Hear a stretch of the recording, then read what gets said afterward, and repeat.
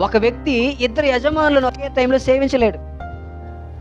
ఇద్దరు నాయకులను ఒకేసారి నాయకులుగా ఒప్పుకోలేడు. ఇద్దరు నాయకుల మధ్య ఉన్నా ఒకరిని ప్రేమిస్తాడట, ఖచ్చితంగా ఒకరిని ద్వేషిస్తాడట.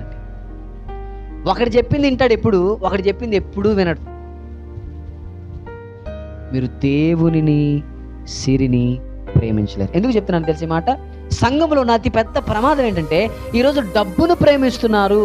నువ్వు ఎందుకు దేవుని ప్రేమించలేకపోతున్నావు అని అంటే ఆన్సర్ ఏం లేదు. ఎందుకు ఆన్సర్ లేదంటే, if you are loving the money you cannot love God. నువ్వు దేవుణ్ణి ప్రేమించలేకపోవడానికి కారణం ఏంటంటే నువ్వు డబ్బుని ప్రేమిస్తున్నావు, అంతే తేడా. ధనాన్ని ప్రేమించువాడు దేవుణ్ణి ప్రేమించలేడు.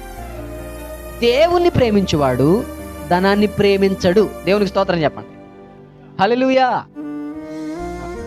పేతురు ఒకసారి అడుగుతాడు ప్రభువుని, అయ్యా మరి మేమంతా విడిచిపెట్టి నేను వెంబడెత్తన్నాం కదా, మరి మాకేంటి? ఇదిగో నువ్వు దేని గురించి చింతపడాల్సిన పని లేదు నాన్న. నీకు ఆహారాన్ని, నీకు కావలసిన వాటన్నిటిని నేను నీకు ప్రొవైడ్ చేస్తా. ఎప్పుడు?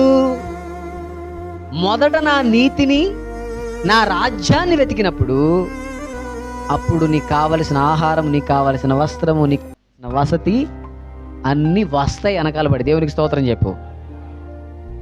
దేవుణ్ణి ప్రేమిస్తే, దేవుని నీతిని ప్రేమిస్తే, దేవుని రాజ్యాన్ని ప్రేమిస్తే ధనము నీ వెంబడి వస్తుంది, నీ మీద అధికారం చలాయించలేదు.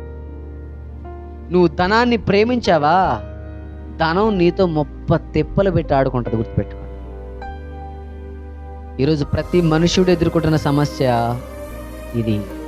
అయితే లోకంలో ఉన్నవాడు, లోకమును ప్రేమించిన వాడు ధనాన్ని ప్రేమించడం పెద్ద ఆశ్చర్యమేమి కాదు. కానీ దేవుణ్ణి ప్రేమించాలని నిర్ణయించుకున్నవాడు ధనాన్ని ప్రేమించకూడదు. ధనాపేక్ష సమస్తమైన కీడులో